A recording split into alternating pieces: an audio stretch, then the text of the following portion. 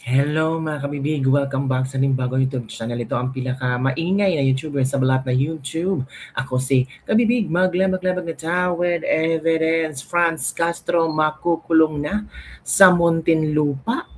Hala ka, totoo kaya to? Si Franz Castro, nagsumiti na naman ng MR, motion for reconsideration, sa kanyang kaso mga kabibig na talagang guilty.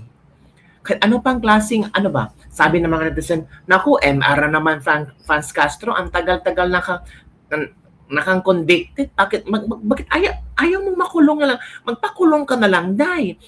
Convicted ka na. Talagang kriminal ka. Pero sabi ni Franz Castro, inosente sila. Ginagawa lang daw nila yon para tulong sa mga mag-aaral. Para safe ang mga mag-aaral. Pero parang binaliktad sina Franz Castro.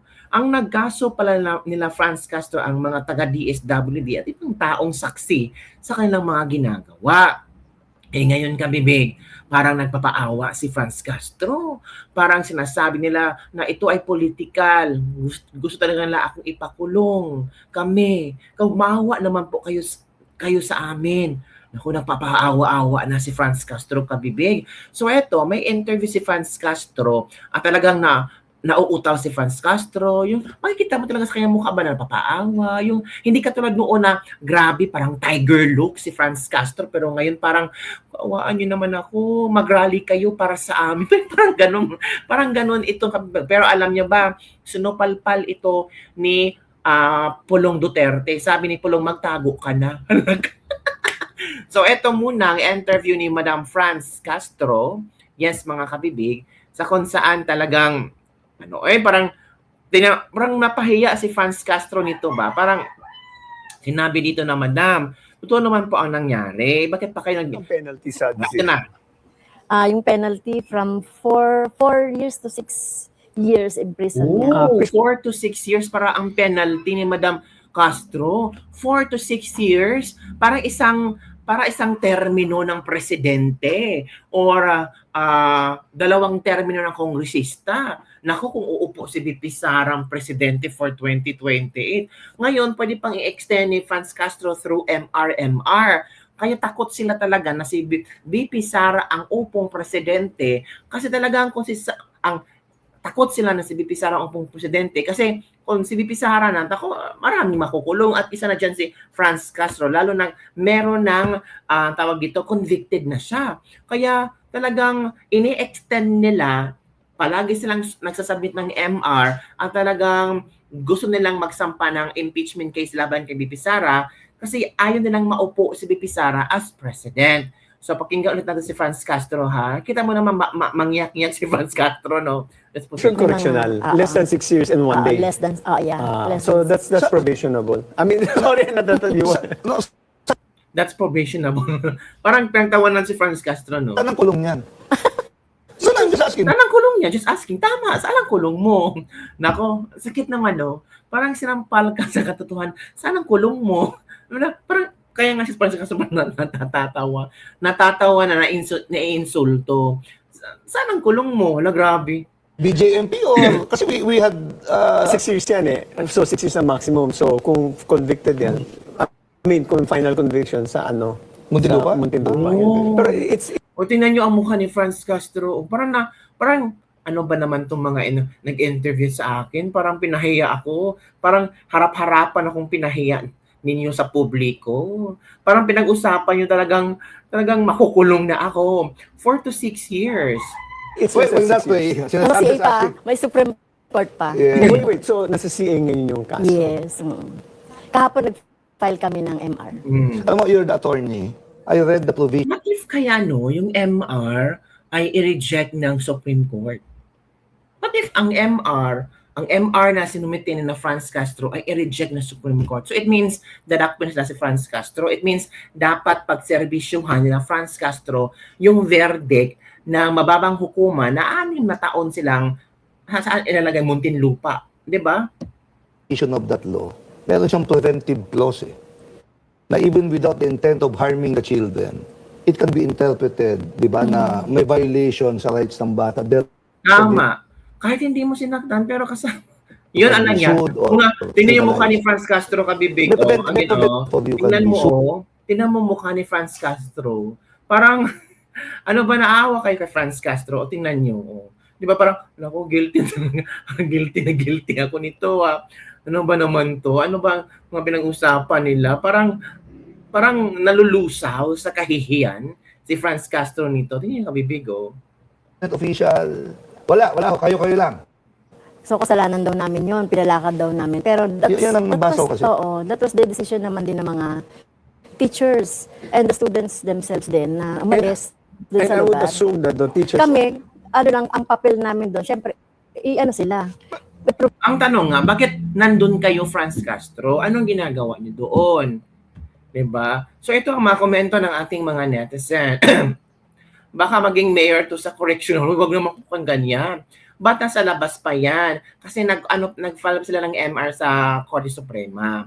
So maghintay tayo ng desisyon ng Korte Suprema kung papanigan ba yung motion for consideration ng Franz Castro or ibabasura ng Korte Suprema. So once ang Korte Suprema na nagbabasura ng MR ng Franz Castro, so it means agad hulihin na to. Bakit laya pa yan? Dapat walang SPC treatment, patas ang batas para sa lahat. Isa na nasa Mindoro na kayo noon pag wala ng harang. Hindi na makangiti ang lola. Grabe naman komento. Kulong na yan, ipasok na yan, doon ka sa munti, magpalusot. Ba't andyan dyan? Di ba guilty yan sa kaso niya? Ba't di pa nakakulong? Yung military nga nagkomento lang sa korupsyon, inaresto agad, at yung guilty na interview sa TV at SOCMED, highs only in the Philippines. Ang mga nagpagamit, tas ngayon nireklamo, bayad ka sa mga paggugulo ng sistema ng politika para kayo na makinabang. Panahon kulong na yan, wala namang silbi yan pwedeng irampa. Pariban muna bago magkulong. Uy, Robby, yun ang mga komento ng ating mga netizen ba hinggil sa nangyari kay Franz Castro. Pero grabe naman yung pariban ka muna bago ka ikulong. Ito naman ang matagal na itong komento ni matagal na itong komento ni ni Pulong Duterte kay kay Franz. Hanapin ko muna, kabibig yung statement ni Pulong Duterte kay Franz Castro. Hanapin ko. Parang nagsalita si Pulong Duterte. Ito, statement of Pulong. This was December 22. So, matagal na to, kabibig. Sahay natin. Ano ang statement ni Pulong kay Franz Castro. Hanapin natin, mga kabibig. Ito. Share ko lang, kabibig, yung statement ni Pulong. Magtago ka na, Franz Castro. Grabe. Panahon lang yan. Sabi dito, tago na Franz. Statement of Representative Paulo Pulong Duterte on Franz Castro's conviction. Nakakatawa pero nakaka-insulto kung paano na naging selective ang moral outrage ng iilang dito sa bansa. Kapag may conviction na affirmed na ang korte, bilang may pa-sympathy or may pa-context, may pa-nonchalance pa. Parang okay lang, parang minor detail lang na may hatol na. Pero pagdating kay VP Sara na wala namang kaso, wala namang ebidensya, wala namang desisyon sa korte, grabe ang atake. Trial by publicity agad, guilty agad, walang preno. So, ganito na ba ngayon? Mas madaling patawarin ang may hatol kasi inaakusahan pa lang basta Duterte ang apelyido. Let's call it what it is, double standard. Ang mga mahihilig magsalita tungkol sa human rights, sila pa ang unang bumabasura sa presumptions of innocence. Ang mga palaging sumisigaw ng rule of law, sila pa yung unang lumalabag dito kapag hindi pabor sa kanila ang naratibo. Sympathy should never replace accountability, and accusation should never replace proof. Kung may mga kasalanan ay pinapalampas habang ang mga walang kaso ay pinupunit sa publiko, then the problem is not the Dutertes, the problem is the hypocrisy. Klaro na kaayo ni Karaghang Pilipino, tago na Franz. Franz Castro, magtago na daw ka Franz Castro. If you still remember this video na talagang sabi ni Franz Castro na hindi siya believe at ayaw niya maging presidente sa BP Sara, ito na. para sa akin, hindi siya qualified. Oh. So, yung accountability, transparency, at saka yung the way she carries herself. Bakit? Nagmumura. Paano ba dalhin sarili mo? Si BP Sara nagmumura pero hindi naman convicted. Diba? May tantrum sa BP Sara, sabi niyo may tantrums pero hindi naman convicted. public. Kaya hindi siya dapat na ganun. Mm. Kasi pag presidente ka, nirepresent mo kasi ang Filipino people eh. Lahat naman ng mga politiko, you are representing the Filipino people, hindi lang presidente. Kagaya mo, Franz Castro, naging representative ka ng ACT teachers. So, you represented the teachers, the students, and also the Filipino people, hindi lang presidente. Ano ba? So, pag makikita ng ibang nasyon na may ganun tayong presidente, di ba? Parang, Katulad ng tatay niya, di ba?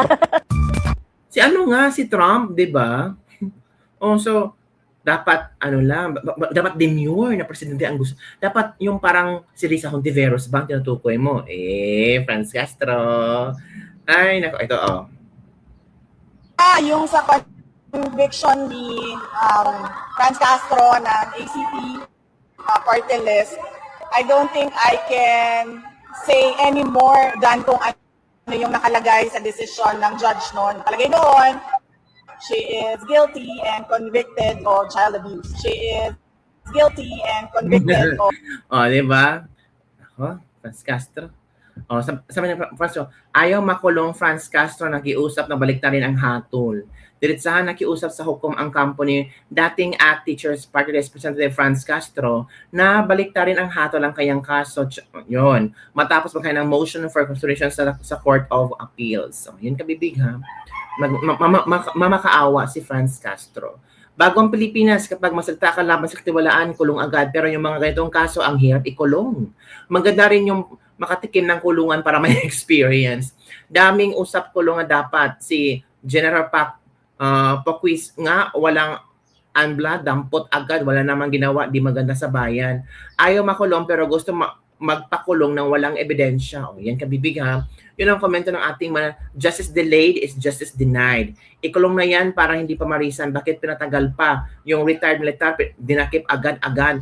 Bakit nakakalaya pa yan? Dapat ikulong ang NPA na yan. Grabe naman kayo. Huwag kayo ganyan. Judgmental kayo kay Franz Castro.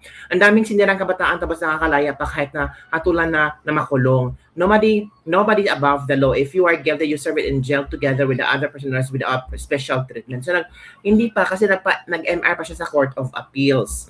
Then, the law na naman to. Yun kabibig ang ilang mga komento ng ating mga netizens. So kayo, ano ang inyong komento hinggil dito na posibleng makulong si Franz Castro sa Muntinlupa? Hala ka! Kailan kaya yan? Maraming excited daw mga kabibig. Grabe naman. Excited talaga? Opo mga kabibig, maraming excited. Di ba? Huwag ka nang magpaawa, Franz Castro, hindi nakakaganda ng beauty mo. Pwede ba yung pakiusapan na lang? Ano ka, hello? Kasalanan ay kasalanan, pinagbabayaran yan. Yan kabibig ha. Parang galit yata ang mga tao na gusto ni Franz Castro na baliktarin yung hatol sa kanila. Yun ang kabibig ang ating This is the Clip for the day. Don't forget to like, subscribe, and share this video. Payag ba kayo sa gusto ni Franz Castro na baliktarin ang hatol na conviction sa kanila? Or gusto niyo nang makita si Franz Castro na nakakulong sa Muntinlupa? Uy, huwag naman. Bye everyone. See you next time.